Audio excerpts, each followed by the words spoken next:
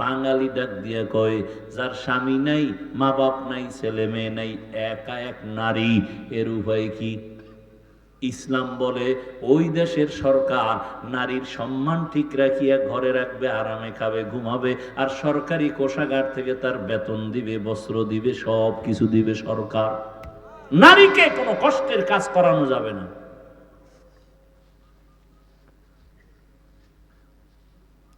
কিন্তু দুনিয়া সব উল্টা পাল্টা হয়ে গেছে, কিয়ামত তো হতে হবে। এই জন্য মুমিনের উপরে বিপদ। আপনি ঈমান নিয়ে চলবেন না, কোনো বিপদই নাই। আর ঈমান নিয়ে বাঁচতে চাইলে বিপদ আর বিপদ, চারদিকে বিপদ। চোখের বিপদ, হাতের বিপদ, খাইতে যাবেন বিপদ, গাড়িতে উঠবেন বিপদ। আজকে কত মা ধর্ষিতা হয়,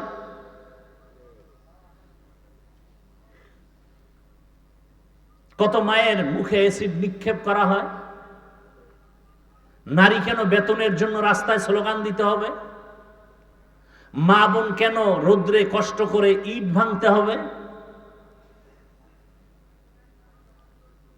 ইসলাম দিয়ে যদি সমাজ পরিচালনা হতো, এ জমিনে বাদশার হালাতে জীবন যাপন করত প্রথম সারিতে মা বোনেরা।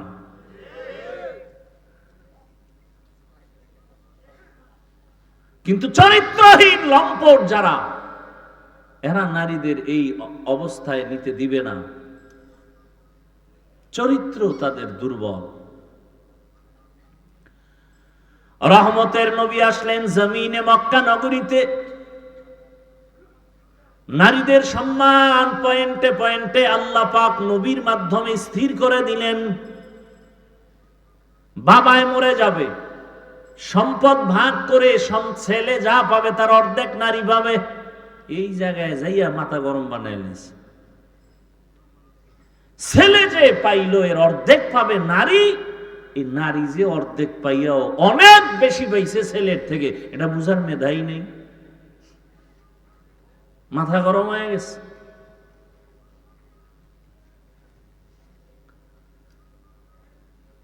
কিয়ামতের ময়দানে রব্বুল আলামিন যদি জিজ্ঞাসা করেন আমার দ্বীনের জন্য বিনা হিসাবে জান্নাত পাওয়ার যত রাস্তা আছে, এর মধ্যে একটা সর্বোৎকৃষ্ট রাস্তা হলো শাহাদাতের রাস্তা।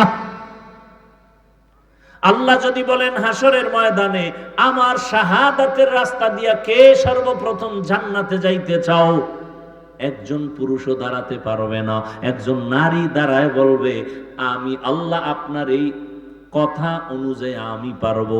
আমি একজন নারী, পুরুষ না, আমার নাম হলো সুমাইয়া রাদিয়াল্লাহু আনহা।